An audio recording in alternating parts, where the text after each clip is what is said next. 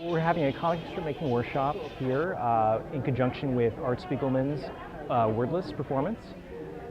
We take an idea from his performance known as balancing on the hyphen, and we're viewing it towards these two differing parts of your personality, the right brain and the left brain, and how they kind of come together to create who you are.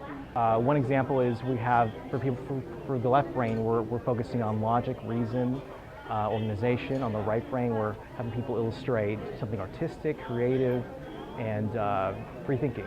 You're a product of several different influences. You know, not everyone is one way or the other.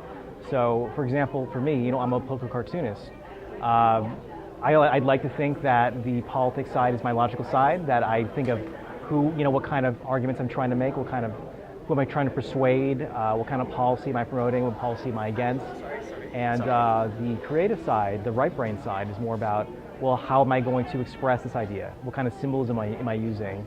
How am I going to draw this person or politician or character?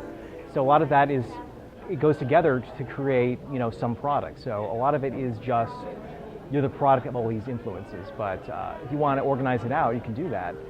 But I think everybody has a right brain and a left brain.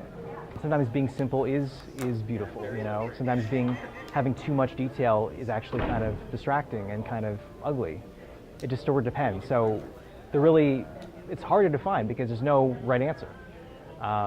With art, a lot of it sometimes is the writing that makes the comic work.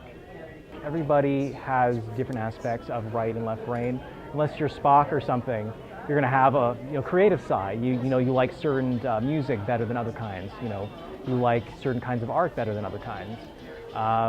Maybe you think of certain ideas that other people don't think of. So there is always an aspect of being right-brained in even the most left-brained of activities. So there is always an aspect. And same thing with right brain. Not everybody is completely artistic. There actually is no pure artistic way to say, like, this person's more artistic than the other person. There's really no way. Which is kind of cool about art, is that there is no extreme. You can't really define it. So there is always some basis. You're always grounded with something.